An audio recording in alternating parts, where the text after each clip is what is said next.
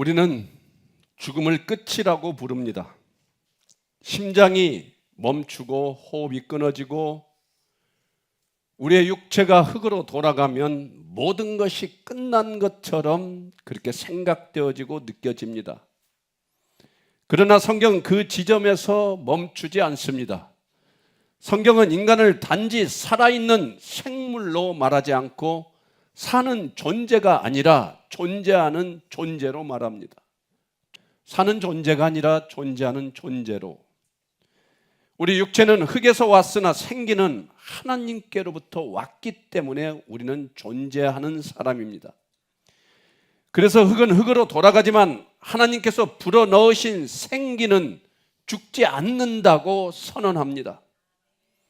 존경하고 사랑하는 여러분, 하나님께서 불어넣어 주신 생명의 숨이 사라져 버릴까요? 곰곰이 한번 생각해 보십시오. 아니면 하나님께서 불어넣어 주신 그 생기가, 그 숨이 죽어버릴까요? 소멸될까요? 이것은 단순한 종교적 위로의 문제가 아닙니다. 상식을 넘어 과학을 넘어 존재의 근원에 대한 물음입니다. 하나님께로부터 온 것은 무로 환원되지 않습니다. 생명의 숨은 소멸되는 것이 아니라 다른 차원으로 옮겨지는 것임을 알길 원합니다. 그래서 죽지 않는다는 것은 끝이 없다라는 막연한 표현이 아닙니다. 그것은 소멸되지 않는다는 뜻입니다. 꺼지지 않고 사라지지 않고 무로 흩어지지 않는다는 말입니다. 인간은 시간을 통과하지만 존재 자체는 시간에 의해 사라지지 않는다. 참 너무 위대한 말이지 않습니까? 그래서 우리의 죽음은 소멸이 아니라 분리이며 끝이 아니라 방향 전환입니다. 죽음은 단지 육체가 멈추는 순간이 아니라 우리가 붙들고 살아온 것들이 벗겨지고 가려졌던 방향이 드러나는 순간이라는 것입니다. 우리 육체의 겉모습은 사라지고 진짜 중심이 남는 그런 시간이라는 것입니다. 그러므로 문제는 우리의 영혼이 있느냐 없느냐가 절대 아닙니다. 문제는 그 영혼이 어떤 상태로 존재하느냐입니다. 죽지 않는 영혼은 모든 인간에게 주어진 전제 조건입니다. 그렇다면 우리는 묻지 않을 수 없습니다. 내 영혼은 무엇을 사랑하며 무엇을 붙들고 있는가? 도대체 나의 영혼은 무엇을 생각하고 무엇을 바라보며 무엇을 향하고 있는가? 삶이 끝나는 날 내가 의지하던 모든 것이 거두어질 때도 남아있을 최후의 의지는, 우리 영혼의 의지는 무엇인가? 그리고 더 깊이 묻습니다.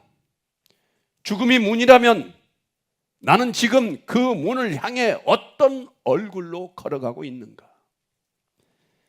지금의 방향이 곧 영혼의 방향이라면 오늘 내 영혼은 누구를 향해 살아가고 있는가?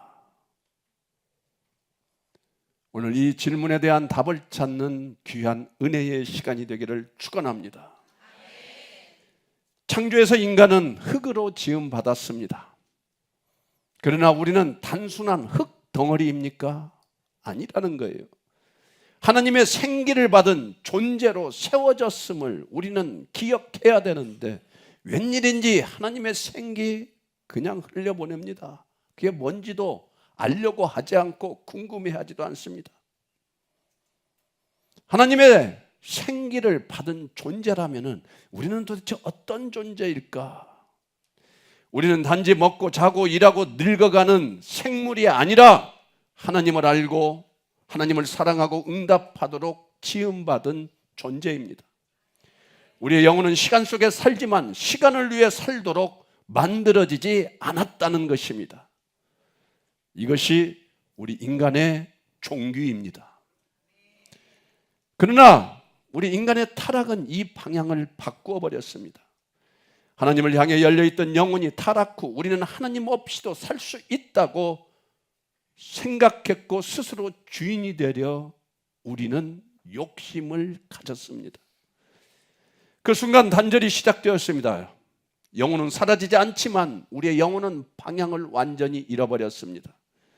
빛을 잃은 영혼은 공허와 불안, 두려움 속에 흔들리며 살아갑니다. 그래서 사람은 끊임없이 무엇인가 붙들려고 합니다. 돈, 사랑, 성공, 관계, 인정. 그러나 그 어떤 것도 우리 영혼의 근원을 대신할 수 없다라는 것입니다. 그러나 여기서 복음이 등장합니다. 하나님은 인간을 그렇게 공허한 상태로, 잃어버린 영혼의 상태로 두지 않으셨다는 것입니다. 생명의 근원이신 분이 친히 우리의 시간 속으로 들어와 주셨습니다. 우리가 외면한 그 하나님이 우리를 다시 찾으려 이 땅에 오셨다는 것입니다. 하나님과 우리의 단절된 길을 다시 잇기 위해 우리가 건너지 못하는 간극을 스스로 건너오셨습니다. 우리의 영혼은 모두 영원히 존재합니다. 그러나 그 영혼의 질은 다르다는 것입니다. 지금 우리가 무엇을 사랑하느냐, 누구를 의지하느냐, 어디를 향해 마음을 두느냐가 영혼의 방향이 결정된다는 것입니다. 그래서 이 문제는 추상적인 철학이 아니라 오늘 여러분의 삶의 방식과 직결된 현실임을 직시하고 지금의 선택이 곧 여러분의 영혼의 모양이 되기 때문에 우리의 영혼이 무엇을 바라봐야 되는가 굉장히 중요한 것입니다. 오늘 본문은 누가복음 16장에 나오는 부자와 나사로 이야기의 한 장면입니다. 많이 들어보셨죠? 예수님은 돈을 사랑하고 스스로 의롭다 여기던, 돈을 사랑하고 스스로 의롭다 여기던 누구를 말하는 것 같아요? 나를 말하는 것 같지 않습니까? 그렇게 돈을 아주 많이 사랑하고 스스로 거룩하고 의롭고 혼자 잘난 채 그렇게 살아가던 바리새인들을 향해 이 비유를 말씀하셨습니다. 당시 유대 사회는 부유함을 하나님의 축복으로, 가난을 저주로 해석하는 경향이 너무나 많이 있었습니다. 지금도 그렇지 않아요? 내가 뭔가 돈을 많이 벌면 하나님께서 나를 축복해 주셨다. 가난하면 무언가 하나님께 벌을 받아 가난하지 않을까. 여러분들은 부의 기준으로 하나님의 사랑을 측정하고 계십니까? 그러나 예수님은 그 익숙한 우리가 가지고 있는 기준의 질서를 완전히 뒤집어 버리십니다. 지금의 형편이 영혼의 보증이 아니며 죽음 이후의 세계는 추상이 아니라 실제임을 오늘 말씀을 통하여 나타내 보이고 있습니다. 그리고 문제의 장면이 등장합니다. 부자는 지금 죽었습니까? 살았습니까? 죽은 상태입니다. 장사되었습니다. 그의 육체는 어디로 돌아갔습니까? 흙으로 돌아갔습니다. 그런데 그는 음부에서 지금 외치고 있는 것입니다. 지금 성경은 우리에게 깊이 있는 인생의 본질을 말씀하고 있지 않습니까? 그가 음부에서 아브라함이여 그 손가락 끝에 물을 찍어 내 혀를 서늘하게 하옵소서 하고 지금 이렇게 고통 가운데 외치고 있습니다.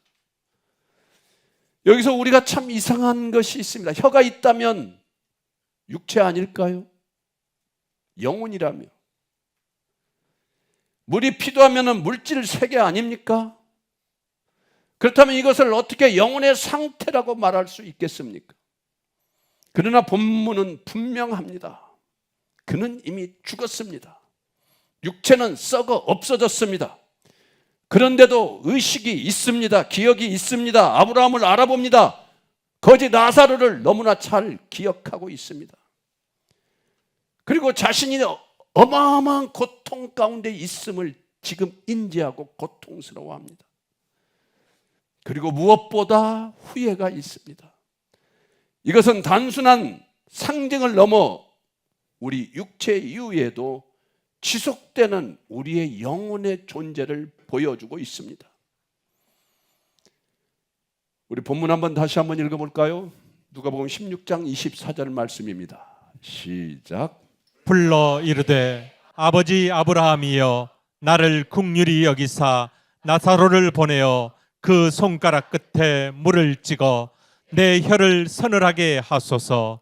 내가 이 불꽃 가운데서 괴로워하나이다.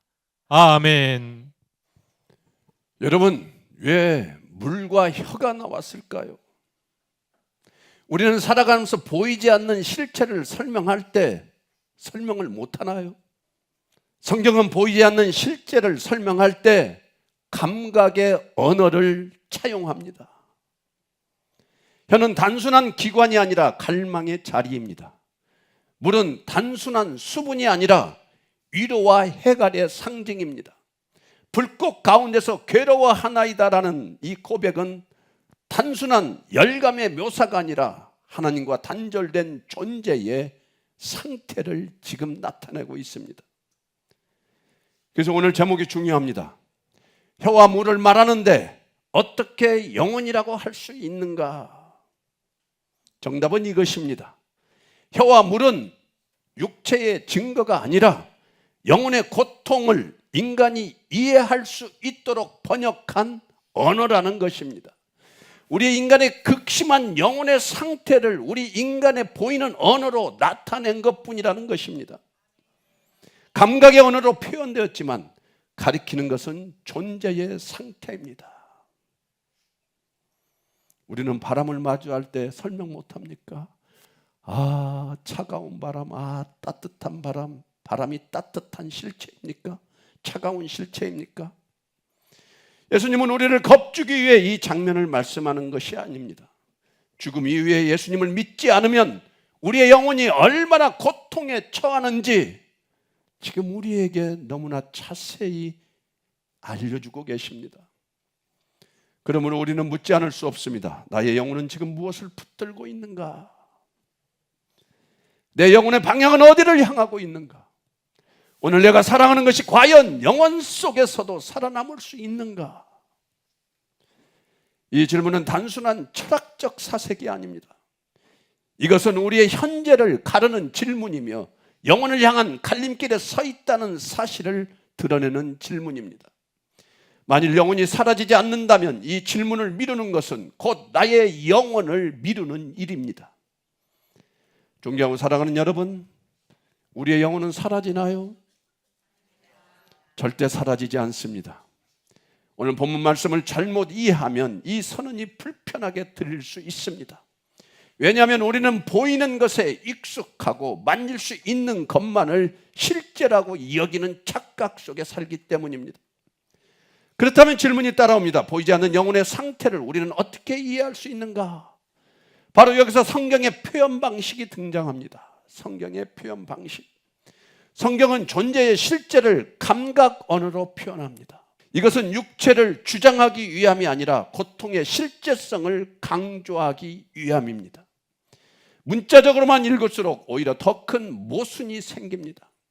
혀를 서늘하게 해달라는 말은 억지입니까?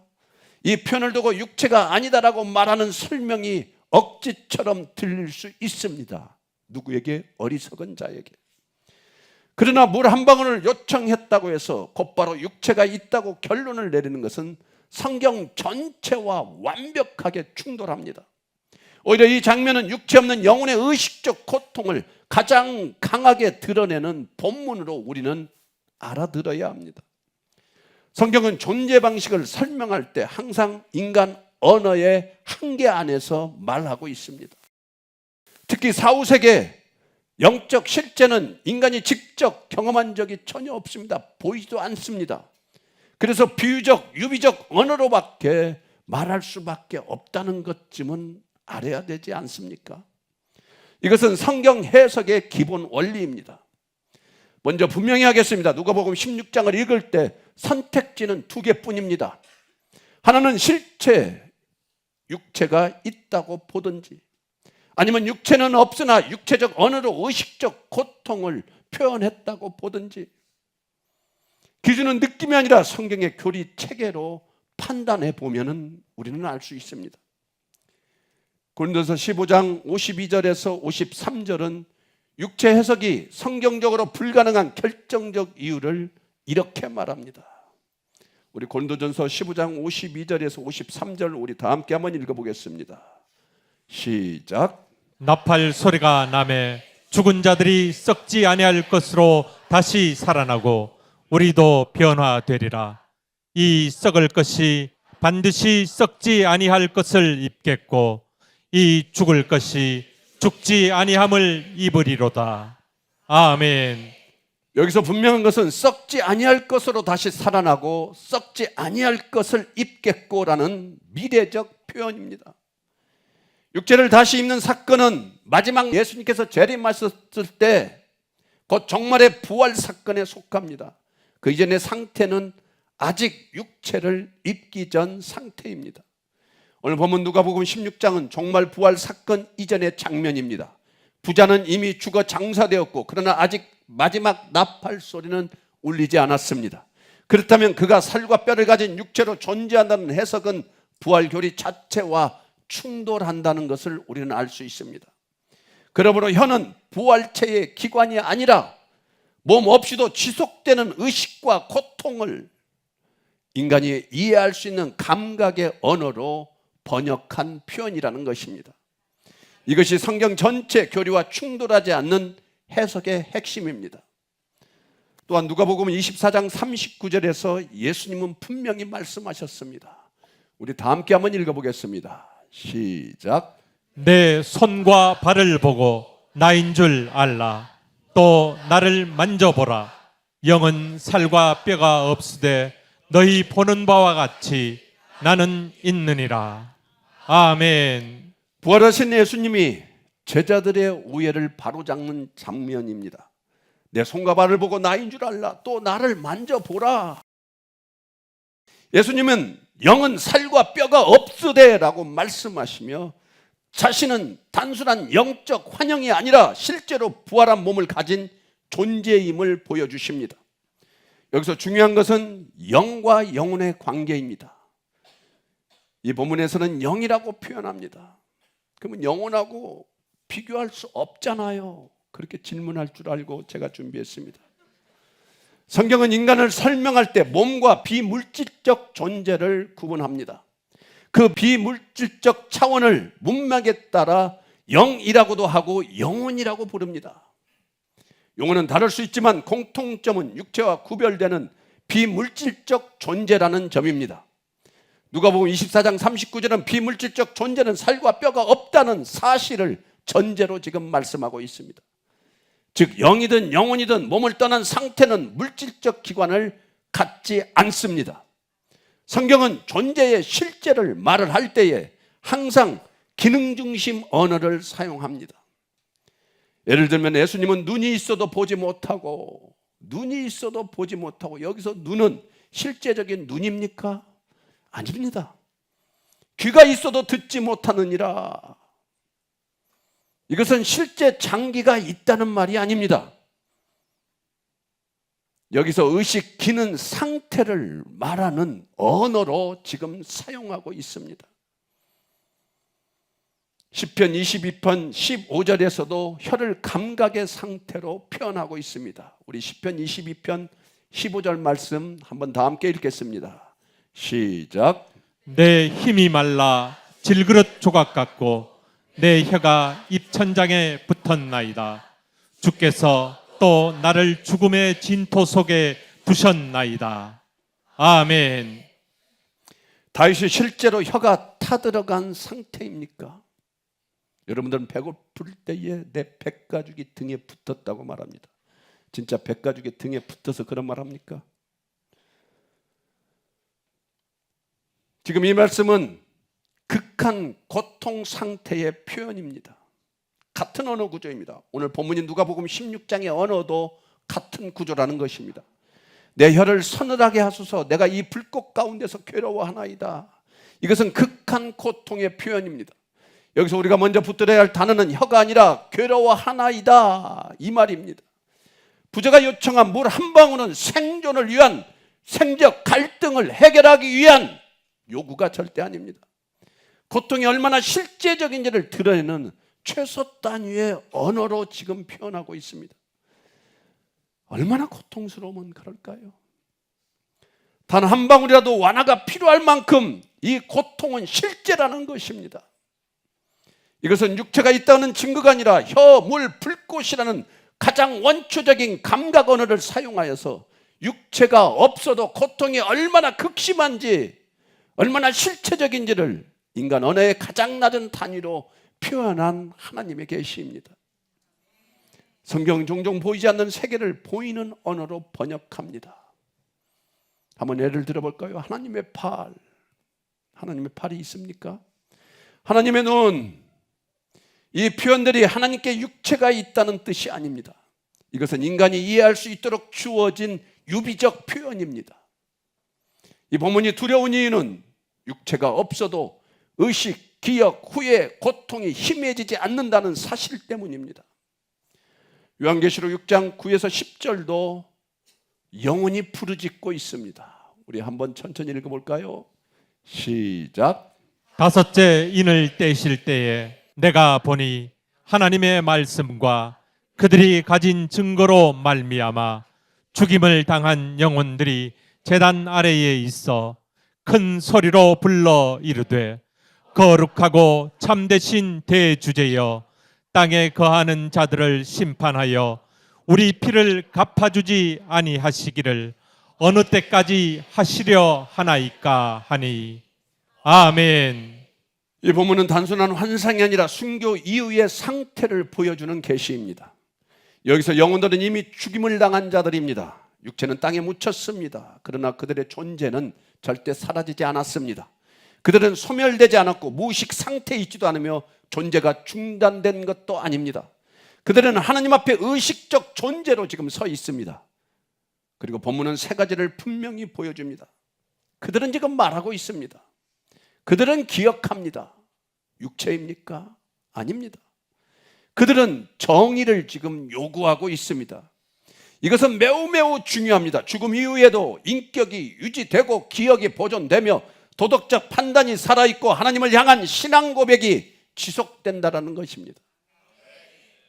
이 장면은 영혼이 비인격적 에너지나 무감각한 상태가 아님을 분명히 말하고 있습니다. 이것은 누가복음 16장과 같은 흐름 속에 있습니다. 육체는 묻히지만 인격적 존재는, 우리의 영혼은 지속된다는 사실입니다. 그러므로 누가복음 16장의 물 한 방울의 요청은 육체가 있다는 증거가 아니라 육체 없이도 고통이 얼마나 실제적인지를 인간 언어의 최저단으로 드러낸 계시적 표현이라는 것입니다.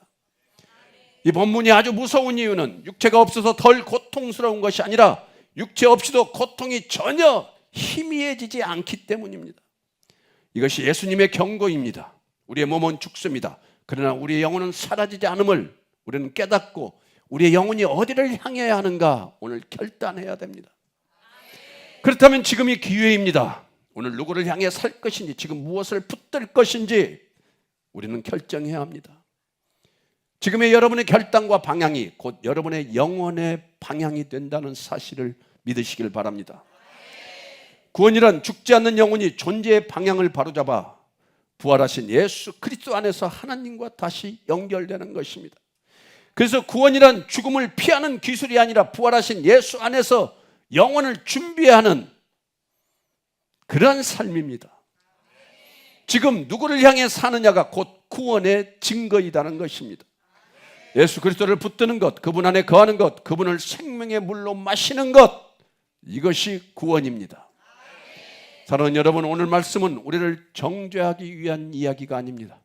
하나님 아버지의 마음을 드러내는 말씀입니다. 하나님은 우리가 죽지 않는 영혼을 가진 존재라는 것을 알고 계십니다. 그래서 그 영혼이 하나님 없이 굳어지고 단절 속에 고통 가운데 머무는 것을 결코 원하지 않으신다는 것입니다. 누가복음 16장의 경고는 냉혹한 선언이 아니라 아직 우리에게 기회가 남아있다는 사랑의 외침입니다. 이 소리를 듣고 나에게 돌아오라. 하나님 아버지는 죄인을 멀리 밀어내는 분이 아닙니다. 이미 멀어진 우리를 향해 먼저 다가오신 분입니다. 우리가 하나님을 찾기 전에 하나님이 우리를 찾으셨습니다. 그래서 독생자 아들 예수 그리스도를 우리에게 보내셨고 십자가를 허락하셨고 부활의 길을 열어주셨습니다. 멸망하지 않고 영생을 얻게 하려 함이라는 그 마음이 오늘 또 동일하게 우리를 향해 흐르고 있음을 우리는 믿고 구해야 합니다. 사랑하는 여러분, 하나님은 우리의 과거보다 크시고 우리의 죄보다 더 깊고 넓으십니다. 오늘도 말씀하십니다. 지금이라도 내게 돌아오라. 이것이 하나님 아버지의 심장입니다. 그 사랑 앞에 서십시오. 그 부르심에 응답하십시오. 하나님은 한 영혼도 잃어버리기를 싫어하시는 분이십니다. 성도란 죽지 않는 영혼을 가진 존재임을 알고 오늘의 방향을 영혼에 맞추어 살아가는 사람입니다. 오늘 우리는 들었습니다. 몸은 죽지만 영혼은 사라지지 않습니다.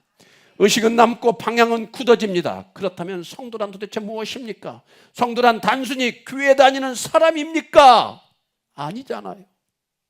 성도란 영혼의 실제를 알고 그 영혼을 위해 살아가는 사람입니다. 성도란 몸이 아니라 영혼의 상태를 먼저 점검하는 사람입니다. 여러분의 영혼을 한번 점검해 보십시오. 아직도 썩어빠진 세상의 것을 향하고 있는지, 나를 영원한 생명을 주신 예수님만을 향하고 있는지. 사랑하는 여러분, 믿음의 사람은 분위기에 흔들리는 사람이 절대 아닙니다. 영혼을 알고 방향을 정한 사람입니다. 오늘 그 방향을 분명히 하십시오. 오늘 예수 그리스도를 붙드십시오. 성도란 예수 안에서 영혼을 준비하는 사람입니다. 사랑하는 여러분, 오늘 본문은 우리의 감정을 잠시 흔들어 놓고 지나가는 그런 이야기로 치부해서는 안 됩니다.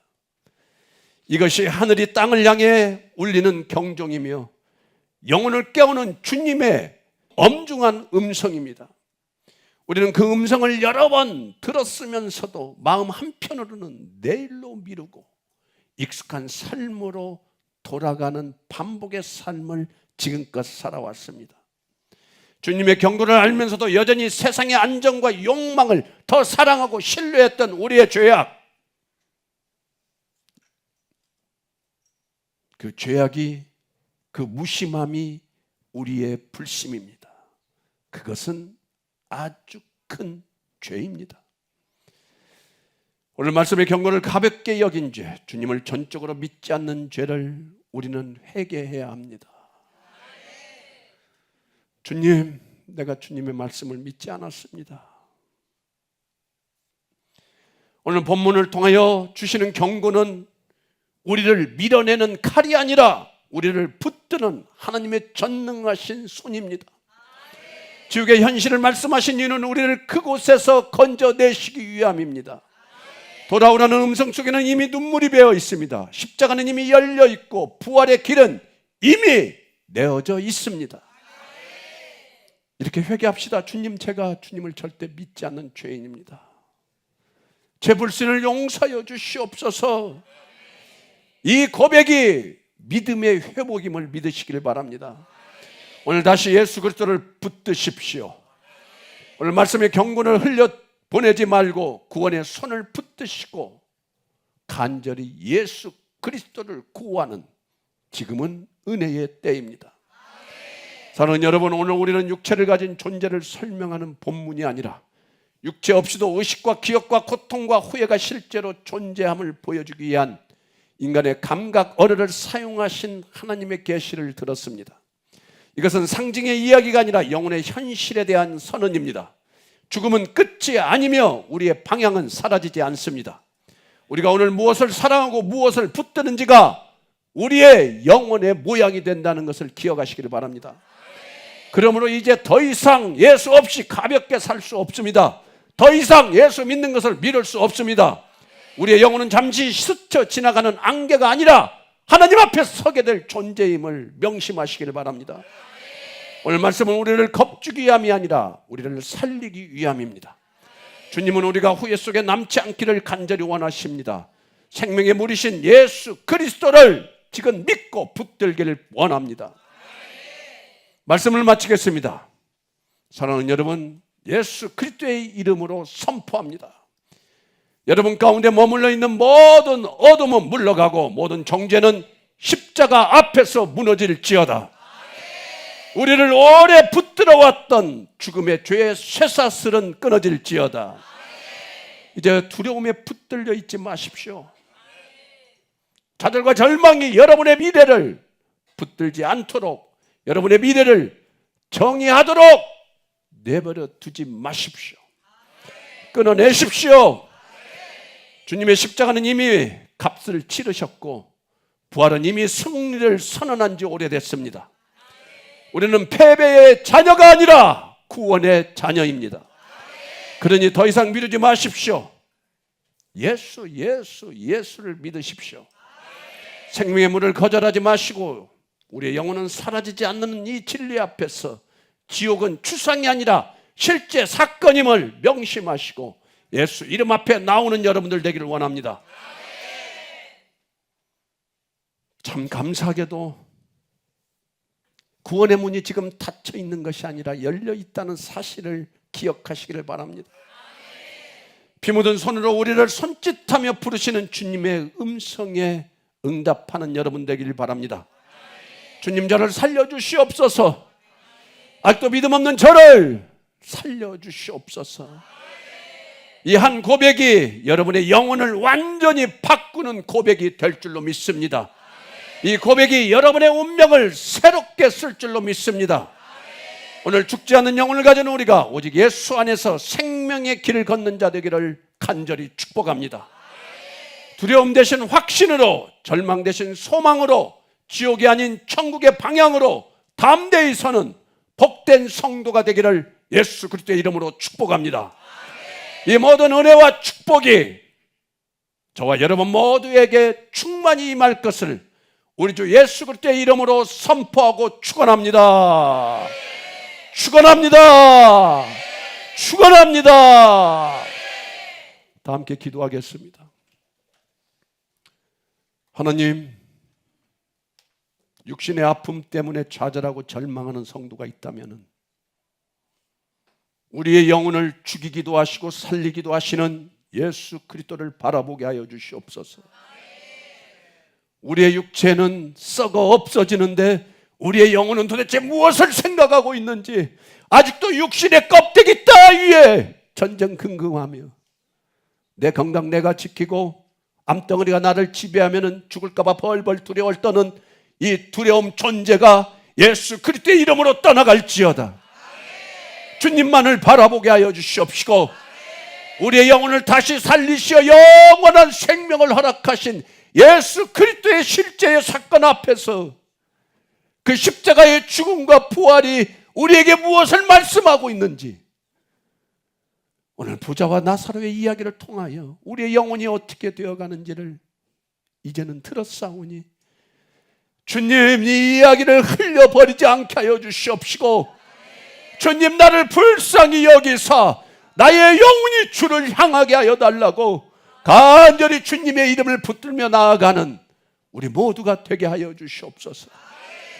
죽지 않는 영혼을 가지고도 영혼이 죽을 것처럼 죽음의 두려움에 벌벌 떨었던 우리의 이 무지를 용서하여 주시옵소서. 예수님을 믿는다 하지만은 영혼의 삶 속에 영혼의 생명을 주시는 예수님을 속절없이 무시하며 속절없이 배반하며 그 예수의 이름 따위는 나의 성공의 길에 가로막는 재단이 된다면 가차없이 짓밟아버리며 나의 영혼을 팔아서라도 세상의 물질을 소망하며 세상의 것을 더 좋아하며 나의 자존심을 세우기 위한 거라면 그 무엇도 짓밟아버리는 예수 그리스도를 믿지 않는 주님이 내 안에 없는 그러한 삶이 영원한 삶일 것처럼 살아가는 주님, 이 죄악을 어찌하면 좋겠습니까? 아무리 예수 그리스도가 나의 구주라고 말씀하여도 구주가 무엇이며 구원이 무엇이며 영원한 생명이 무엇인지 전혀 귀에 들어오지 않는 이 완악함이 주님 어찌된 일입니까? 인간이라면은 영원한 생명이 무엇인지 한 번쯤 생각해 볼 법만도 한데 오늘의 본문 말씀을 통하여 주님이 우리에게 무엇을 말씀하시는 것인지 세상이 침묵하며 세상이 영혼을 노래하지 않을 때에 오직 단 한 곳 성경이 우리의 영혼의 영원한 생명을 말한다면 이것이 도대체 무슨 책이며 이것은 도대체 우리에게 무엇을 의미하는지 한 번쯤 관심 가져볼 만도 한데 그리고 나의 지혜로 예수 그리스도를 믿을 수 없다는 성경 말씀처럼 예수의 이름을 불러야만이 은혜가 있고 사랑이 있고 구원이 있고 믿음이 생긴다는 것쯤은 한 번쯤 관심을 가져볼 만도 한데, 오늘 또 우리는 두 눈 멀뚱멀뚱 뜨며 주님을 바라보지 아니하고 세상을 바라보며 오늘의 말씀이 그저 한 귀를 스쳐버리는 장난으로 들을 수 있는, 나의 영성은 도대체 주님 무엇을 말하는 것입니까? 주님, 예수 믿는 자가 단 한 명이라도 탄생되기를 간절히 원하오니 우리의 마음속에 물질의 부흥, 세상의 부흥, 성공의 부흥, 학력의 부흥은 일어나지 않고 망해도 좋사오니 나의 영혼 가운데 예수 그리스도를 믿는 예수의 부흥이 일어나게 하여 주시옵소서. 영혼이 죽지 않는 영혼이 우리 안에 있으며 그 영혼이 하나님 앞에 반드시 선다는 이 진리 앞에서 주님, 나의 영혼은 지금 무엇을 노래하고 있으며 무엇을 향해 걸어가고 있는지 주님 너무나 두렵사오니 주님, 나의 영혼이 주를 향할 수 있도록 성령님 내 안에 들어오셔서 나를 간절히 다스려 주시기를 원하오니 주님, 우리 모두의 기도가 살아나게 하여 주시옵소서. 우리의 기도가 세상의 성공을 바라보는 것이 아니라, 세상의 소망을 간절히 원하는 것이 아니라, 나를 죽이고도 살릴 수도 있으신 예수 그리스도를 바라보게 하여 주시고 나에게 영원한 생명을 주시는 예수님만을 바라보며 예수님만을 구하며, 주님, 내가 여기 있사오니 나를 다스려 달라고 나의 죄악을 회개하며 주님을 간절히 찾을 때에 성령님 우리 안에 들어오셔서 나를 예수 믿는 자로 만들어 주시고 나의 영혼이 주를 찬양할 수 있도록 만들어 주시는, 나에게 영원한 생명을 허락하신 부활의 길을 여신 주님만이 나의 소망이요 나의 목적이며 우리의 삶의 이유가 될 수 있도록 주님, 오늘 이 예배에 참석하신 모든 분들에게 은혜 베풀어 주시옵소서. 이제는 죽지 않은 영혼을 가지고도 영혼이 죽을 것처럼 살아가는 우리를 살리시기 위하여 이 땅에 나 대신 죽으러 오신 예수 그리스도의 은혜와 영원히 죽음을 무서워하며 죽음 속에 빠져 살아가면서도 죽음 이후의 생명에 대해서는 전혀 무관심한 우리를 구원하시기 위하여 독생자 아들 예수 그리스도를 죽이면서까지 나를 사랑하신 하나님의 그 크신 사랑하심과 우리의 영혼 가운데 도저히 죄인됨을 모르고 예수님이 나의 죄를 해결해 주신 것조차도 믿지 않으며 거짓으로 믿음을 말하며 거짓으로 예수 그리스도를 사랑한다고 말하며 거짓으로 회개하며 나아가는 우리의 심령 가운데 오늘 또 찾아와 주셔서 우리에게 영원한 생명을 허락하신 예수 그리스도의 은혜를 말씀하시는 성령님의 교통감화하심이 오늘 또 우리의 심령을 감동하시며 단절해서 영결로 두려움에서 확신으로 멸망의 길에서 구원의 길로 돌이켜 주시는 성령 하나님의 그 크신 사랑에 오늘 온전히 주님만을 향하며 주님만을 위하여 살아가도록 결단하며 나아가는 여기 모든 영혼 가운데 우리 구주 예수 그리스도의 영광이 영원토록 함께 하실지어다. 아멘.